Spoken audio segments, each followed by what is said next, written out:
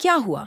जब 25 साल पहले मरा हुआ बेटा एसपी बनकर अपने घर पहुंचा, तो माँ बाप ने धक्के देकर बाहर निकाला।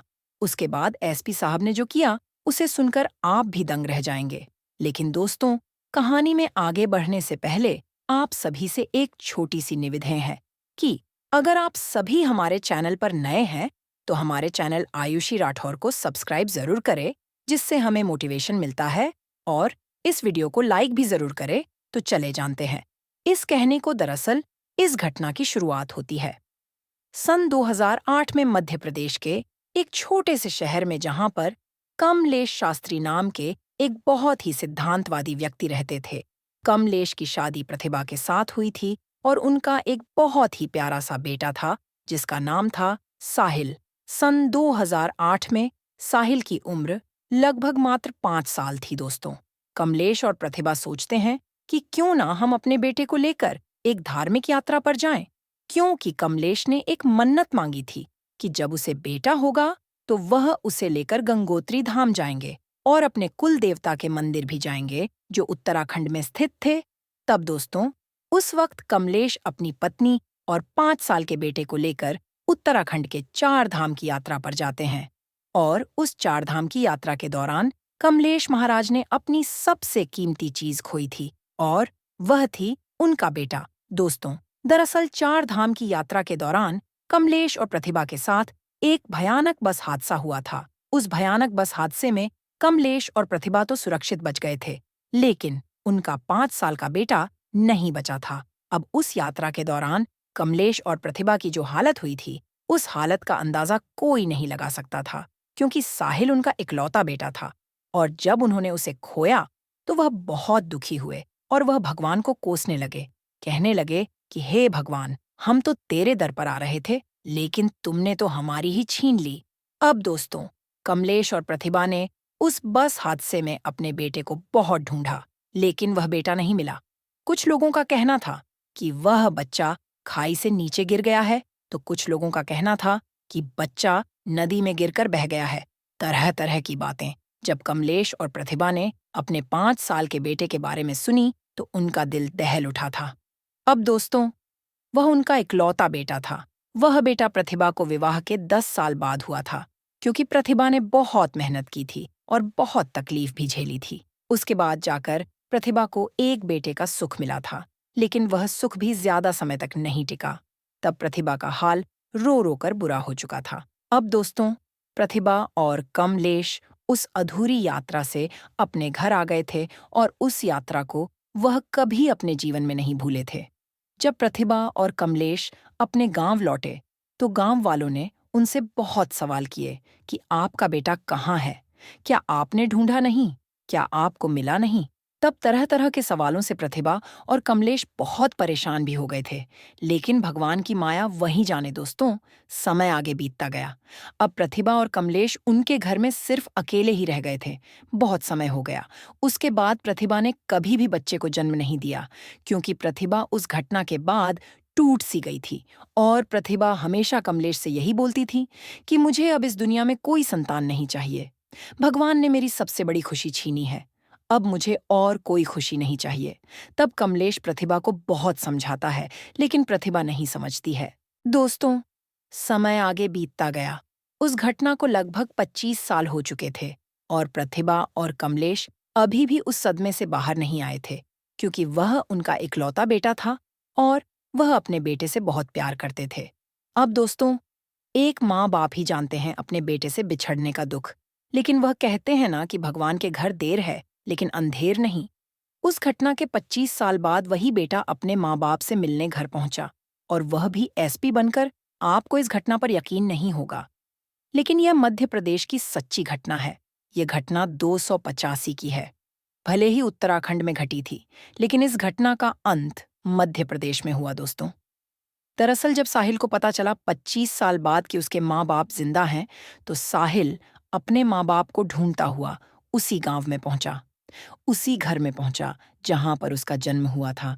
जब साहिल अपने माँ बाप के सामने पहुंचा और उन्हें बताने लगा कि मैं तुम्हारा बेटा हूं, तो माँ बाप जो थे वह कहने लगे कि हे, यह तुम क्या मजाक कर रहे हो?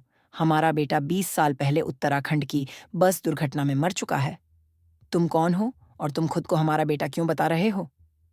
अब दोस्तों, दरअसल कमलेश को शक हुआ था कि कहीं यह कोई झूठा व्यक्ति तो नहीं है जो खुद को हमारा भे बेटा बता रहा है, क्योंकि कमलेश के पास बहुत धन दौलत थी और वह बहुत बेटे वाला था और वह सिर्फ संतान के सुख से ही वंचित था।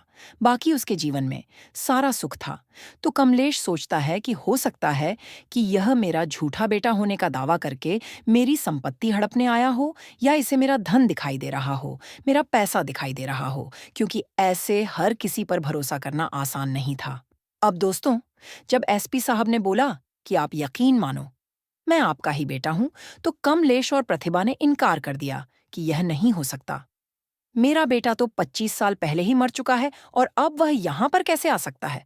अब जो प्रतिभा थी, वह तो माँ की ममता में ही लीन थी।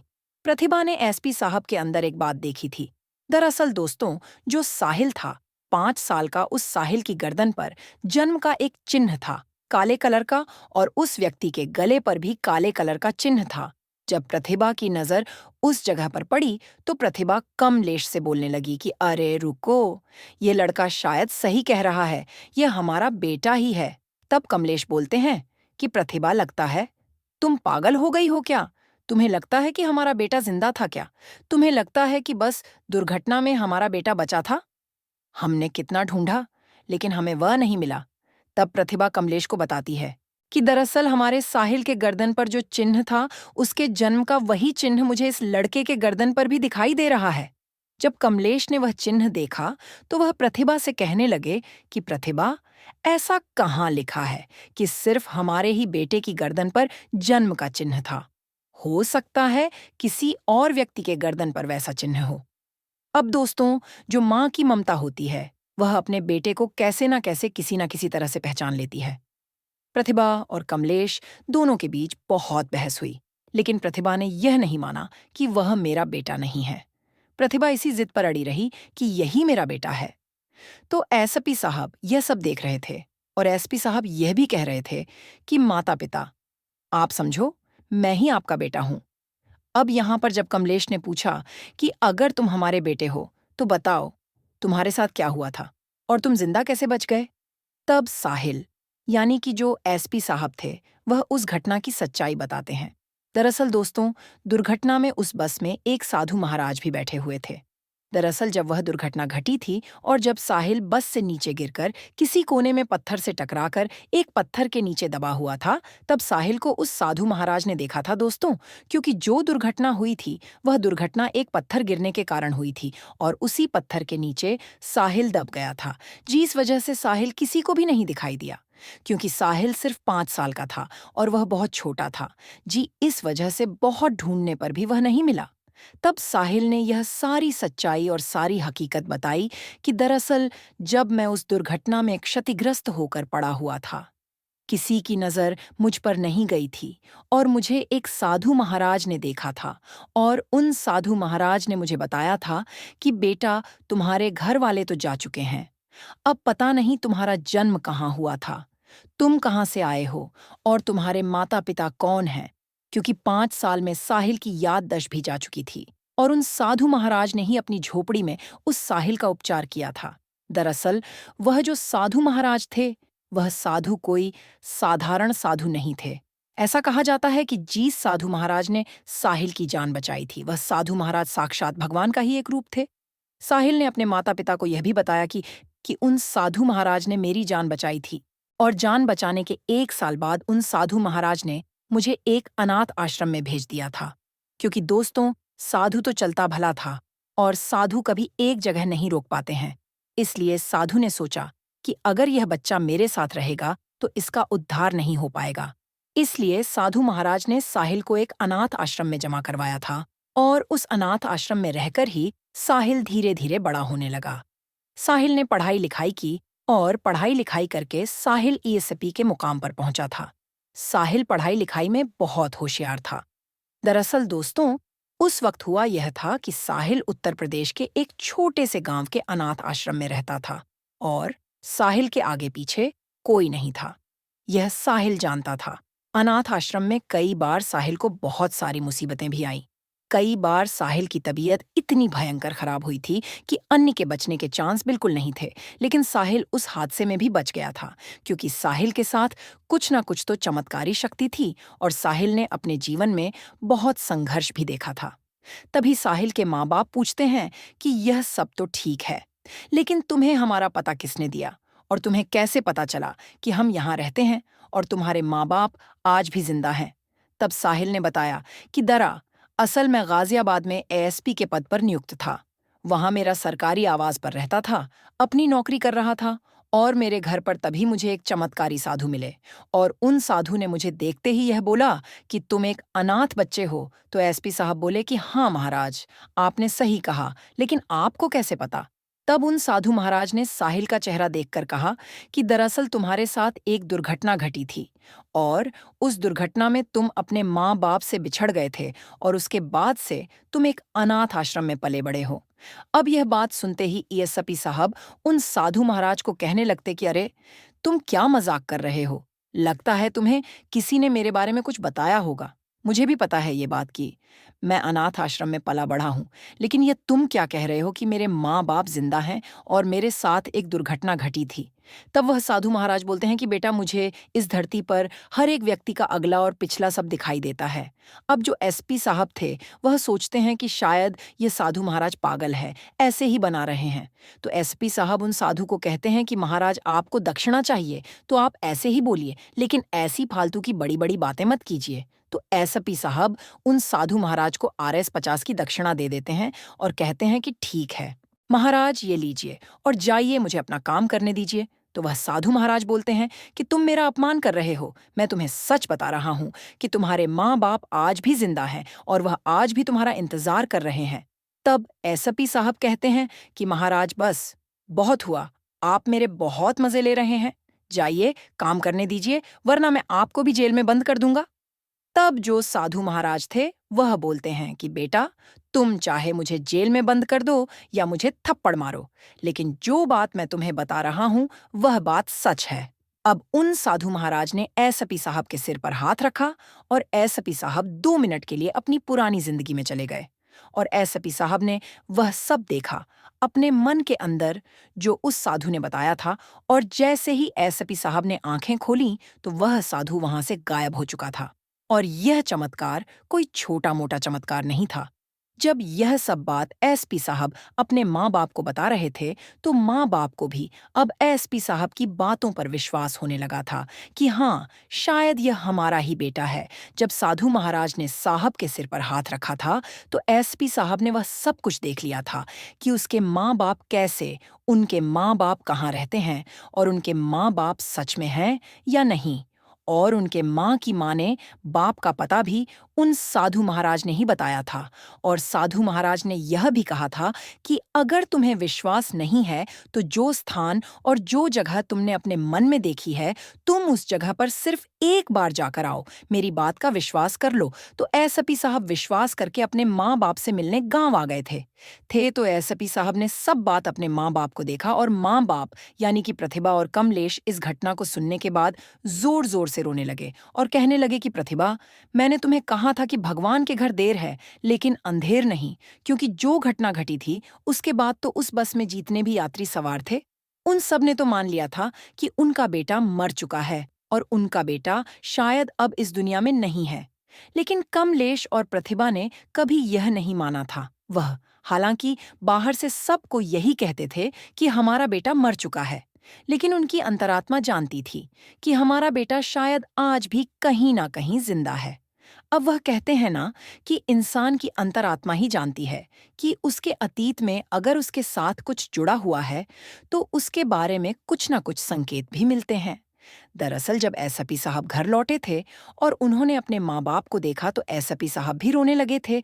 और यह सब घटना सुनने के बाद प्रतिभा और कमलेश ने एसपी साहब को गले लगाया और रोने लगे और कहने लगे कि बेटा, हमें माफ कर दो जो हमने तुम्हें पहचानने में भूल की और तुम्हें कोई झूठा व्यक्ति समझा।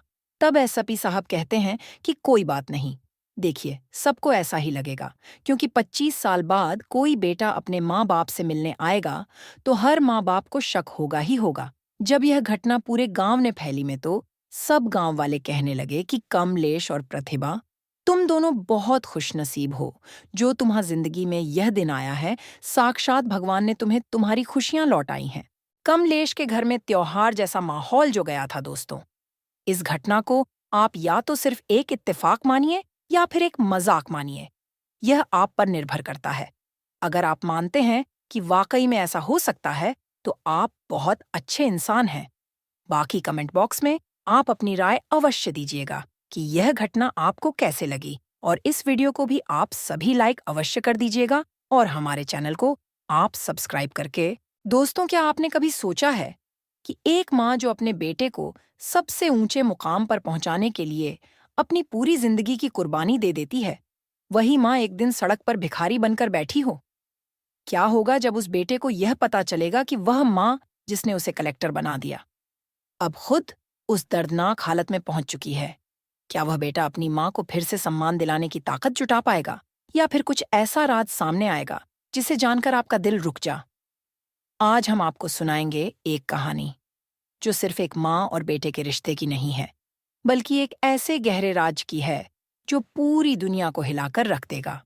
आपकी सोच को बदलने और आपको यह समझाने के लिए है कि कभी-कभी रिश्ते और जीवन की सच्चाई कुछ और होती है।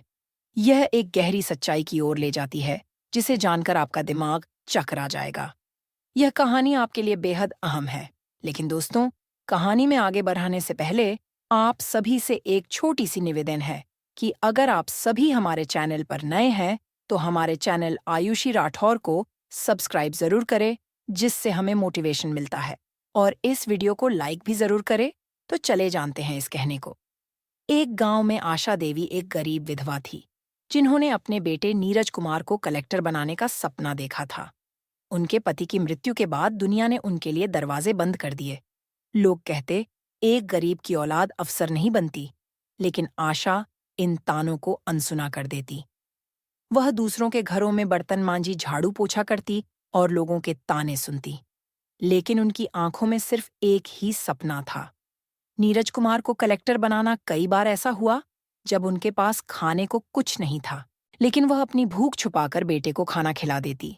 नीरज भी माँ के संघर्ष को समझता था। वह पढ़ाई में अव्वल आता, लेकिन गरीबी इतनी थी कि उसकी किताबें भी उधार की होती थीं।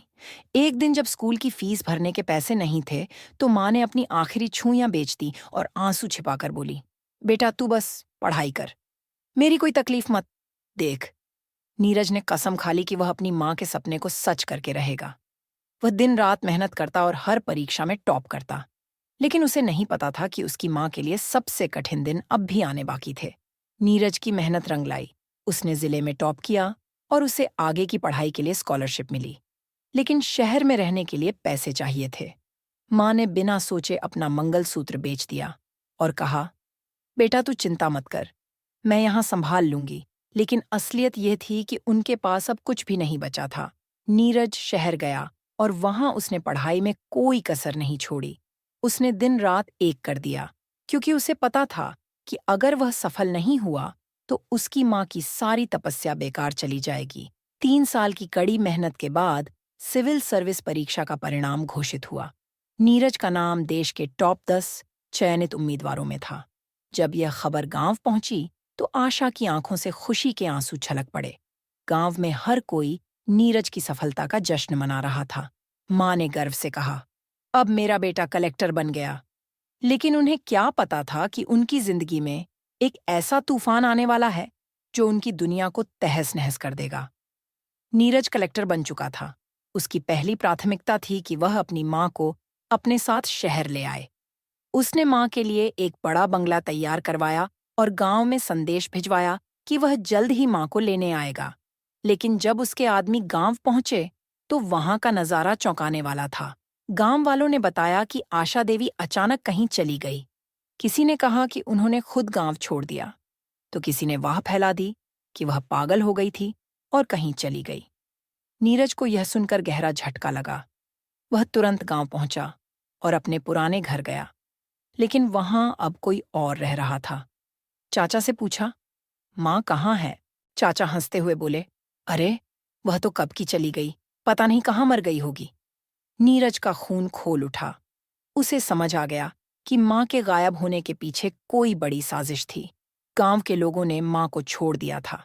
जिस जिस माँ ने पूरे गांव के ताने सहकर अपने बेटे को कलेक्टर बनाया था, उसी को सबने बेसहारा छोड़ दिया। नीरज ने माँ की तलाश शुरू की, लेकिन कोई सुराग नहीं मिला। कई साल बीत गए, लेकिन माँ का कोई अता पता नहीं चला। एक दिन जब नीरज अपने शहर के एक इलाके का दौरा कर रहा था, तो उसने सड़क किनारे भीख मांगती एक बूढ़ी औरत को देखा। वह मैली कुचली, साड़ी पहने कमजोर शरीर और झुकी हुई कमर के साथ जमीन पर बैठी थी। उसकी आंखों में भूख और बेबसी थी। नीरज का काफिला आगे बढ़ने वाला था, लेकिन अचानक उसकी नजर उस बूढ़ी औरत की आंखों पर गई। वह आंखें उसे जानी पहचानी लगी। उसका दिल जोरों से धड़कने लगा। वह तुरंत गाड़ी से उतरा और उस बूढ़ी औरत के पास पहुंचा। पास जाकर जब उसने ध्यान से देखा तो उसके पैरों तले जमीन खिसक गई। नीरज के मुंह से आवाज निकली, माँ, मैं नीरज हूं, आपका बेटा। लेकिन बूढ़ी औरत की आंखों में कोई पहचान नहीं झलकी। उसने कांपते हाथों से कहा, बेटा, भूख लगी है, कुछ खाने को दे दे। नीरज की आंखों से आंसू बहने लगे। उसकी माँ, जिसने उसे कलेक्टर बनाने के लिए अपनी पूरी जिंदगी कुर्बान कर दी, आज उसे पहचान तक नहीं पा रही थी। उसे तुरंत समझ में आ गया कि माँ की मानसिक स्थिति बिगड़ चुकी है। किसी ने उन्हें इतने सालों तक ऐसी हालत में भीख मांगने पर मजबूर कर दिया था। नीरज ने अपनी माँ को गले लगा लिया और फूट फूट कर रोने लगा। लोग यह दृश्य देखकर दंग रह गए। नीरज अपनी माँ को तुरंत अपने बंगले ले गया। डॉक्टरों को बुलाया गया। माँ का इलाज शुरू हुआ, लेकिन सबसे बड़ा सवाल था, आखिर माँ इस हालत में पहुंची कैसे? नीरज ने गांव में अपने पुराने घर की जांच शुरू करवाई। जब पुलिस ने पुराने पड़ोसियों से पूछताछ की, तो सच्चाई सामने आई। यह सुनकर कलेक्टर साहब का खून खोल उठा। माँ को उनके ही भाई यानी नीरज के चाचा ने घर से निकाल दिया था। जब नीरज कलेक्टर बना तो चाचा को डर था कि कहीं वह माँ को अपने साथ न ले जाए। चाचा ने माँ को जबरदस्ती घर से निकाल दिया और गांव वालों को यह कहकर बहका दिया कि आशा पागल हो गई है। जब माँ ने विरोध किया तो उसे पीटा गया और बेहोशी की हालत में शहर छोड़ने पर मजबूर कर दिया गया। गांव के कुछ लोगों ने देखा था, लेकिन कोई आगे नहीं आया। सबको डर था कि अगर वे बोले तो उनसे बदला ले सकता है। नीरज को इस घटना की खबर ही नहीं लगी, क्योंकि चाचा ने गांव के डाकिये को रिश्वत देकर मां के भेजे सारे खत रोक लिए थे। जब नीरज को यह सब पता चला तो उसका गुस्सा अब किसी ज्वालामुखी की तरह फूटने को तैयार था। उसने तय कर लिया कि अब वह अपने चाचा को सबक सिखाकर रहेगा। नीरज का खून खोल रहा था। जिस माँ ने उसे कलेक्टर बनाया, उसी को सड़क पर भीख मांगने पर मजबूर किया गया, और इसके पीछे कोई और नहीं, उसका अपना चाचा था। यह जानकर नीरज ने तुरंत एक फैसला लिया। अब इस अन्याय का न्याय सबके सामने होगा। नीरज ने अपने खास अधिकारियों को आदेश दिया कि पूरा गांव इकट्ठा किया जाए। अगले ही दिन गांव के चौपाल में बड़ी सभा बुलाई गई। गांव के हर आदमी औरत बच्चे को वहां बुलाया गया। सभी हैरान थे कि आखिर कलेक्टर साहब क्यों आए हैं। कुछ ही देर में नीरज अपनी माँ आशा देवी के साथ वहां पे पचा। माँ अब भी कमजोर थी, लेकिन उनका बेटा आज उनके लिए न्याय लेकर आया था। चाचा भी वहां आया, लेकिन उसे यह नहीं पता था कि उसकी सच्चाई अब नीरज को पता चल चुकी है। उसने वही पुराना नाटक किया। अरे नीरज बेटा, तू आ गया, हम तो तुझे बहुत याद करते थे। लेकिन इस बार नीरज कोई भावुक बेटा नहीं, बल्कि जिले का कलेक्टर था। उसने सख्त आवाज में कहा, मेरी माँ को बेघर किसने किया? गांव में सन्नाटा छा गया। कोई कुछ बोलने को तैयार नहीं था। तभी नीरज के अफसरों ने उन गांव वालों के बयान सबके सामने रख दिए, जिन्होंने सच बताया था। नीरज चाचा की ओर घूमा और गुस्से में बोला, तूने अपनी ही भाभी को बेघर कर दिया, उसे मार मार कर गांव से बाहर फेंक दिया, मेरी माँ के खत मुंह तक पहुंचने से रोक दिए। चाचा का चेहरा सफेद बढ़ गया। वह घबरा गया और बोला, बेटा, मैंने कुछ नहीं किया, ये सब झूठ है। लेकिन अब झूठ का कोई फायदा नहीं था। नीरज ने सबके सामने पुलिस को बुलाया और आदेश दिया, इसे तुरंत गिरफ्तार करो। पुलिस ने बिना देर किए चाचा को सबके सामने हथकड़ी पहना दी। गांव के लोग यह देखकर दंग रह गए, लेकिन असली झटका तब लगा जब आशा देवी ने खुद अपने ही देवर को माफ करने से इनकार कर दिया। मैंने सब सह लिया, लेकिन अब नहीं। आज अगर मैंने इसे माफ कर दिया तो और भी कई बहुओं माताओं के साथ ऐसा ही होगा। चाचा अब हाथ जोड़कर गिड़ा रहा था, लेकिन नीरज ने कहा, न्याय होगा और सबके सामने होगा। चाचा को गिरफ्तार करने के बाद नीरज और उसकी मां को सबने देखा। कुछ समय तक गांव में सन्नाटा छाया रहा, लेकिन अब नीरज का गुस्सा शांत नहीं हो रहा था। उसे यह महसूस हो रहा था कि सिर्फ चाचा की सजा देने से कोई फर्क नहीं पड़ेगा, बल्कि गांव वालों को भी अपनी गलती का एहसास होना चाहिए। नीरज ने एक और कड़ा कदम उठाया। उसने गांव के बड़े बुजुर्गों को बैठक में बुलाया और उन्हें सीधे तौर पर चुनौती दी। क्या तुम सब ये स्वीकार करोगे कि तुमने अपनी आंखों के सामने हो रहे अन्याय को नजरअंदाज किया? क्या तुमने उस महिला को बचाने की कोई कोशिश की, जिसने तुम्हारे ही बच्चों के लिए अपना सब कुछ अर्पित कर दिया था? गांव वाले एक दूसरे का मुंह देख रहे। किसी को भी यह समझ नहीं आ रहा था कि नीरज इस तरह के सवाल क्यों पूछ रहा था, लेकिन नीरज का दिल पूरी तरह से इस मुद्दे पर था। उन्होंने ने कहा, तुमने चाचा को बचाने के लिए एक शब्द नहीं बोला। तुम सब ने अपनी आंखें बंद कर ली थीं, जबकि एक माँ अपने बेटे के लिए सब कुछ कर रही थी। वह सड़क पर भीख मांग रही थी। एक बूढ़ी औरत जो सभा में बैठी थी, उसने उठकर कहा, हमने सही नहीं किया बेटा, लेकिन हम डरते थे। हम चाचा से डरते थे क्योंकि उसने हमें धमकी दी थी। नीरज ने उसे समझाया, डर के बजाय तुम्हें उस माँ की मदद करनी चाहिए थी जो माँ अपने बेटे के लिए हर कष्ट सहन करती है। क्या हमें उसकी मदद नहीं करनी चाहिए थी? गांव वाले अब महसूस कर रहे थे कि उन्होंने कितना बड़ा अपराध किया था।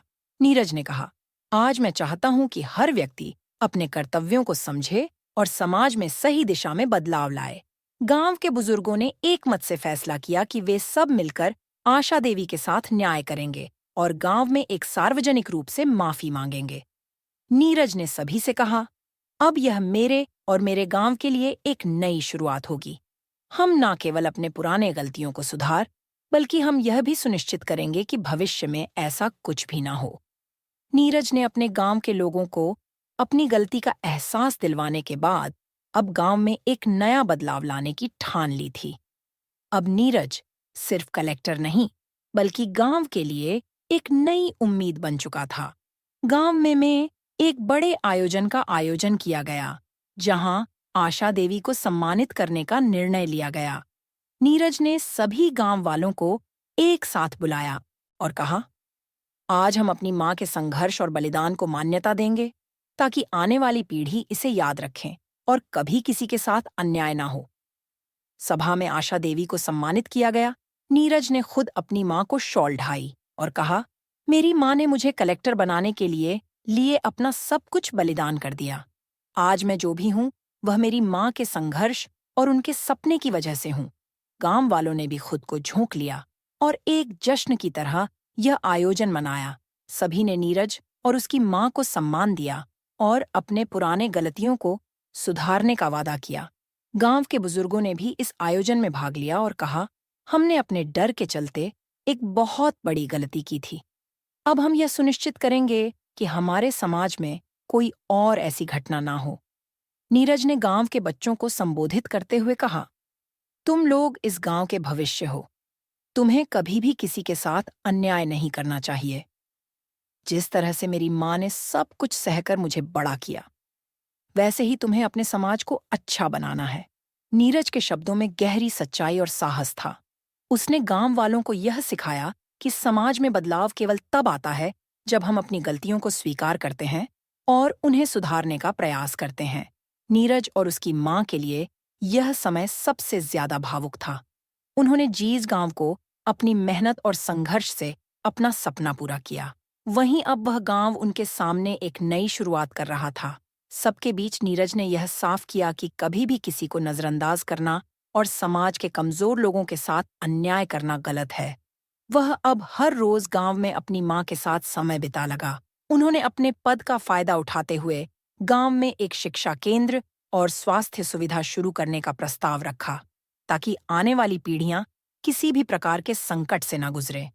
नीरज की मां आशा देवी अब स्वस्थ हो चुकी थी और वह किसी काम से गांव वालों की मदद करती।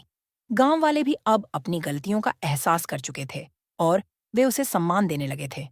नीरज ने यह भी तय किया कि वह अपनी माँ के ससंघर्ष की कहानी को लोगों के बीच साझा करेगा। उसका मकसद था कि दुनिया यह जाने कि एक माँ अपने बच्चों के लिए क्या-क्या सह सकती है और समाज की मदद का सबसे पहला कदम एक माँ की तरह होना चाहिए। एक दिन नीरज ने अपने गांव वालों को एक सभा में बुलाया और कहा, माँ के संघर्ष ने मुझे सिखाया है कि असली ताकत दिल में होती है, किसी पद या पैसे में नहीं। समाज को बदलने के लिए हम सबको एकजुट होकर सही काम करना होगा।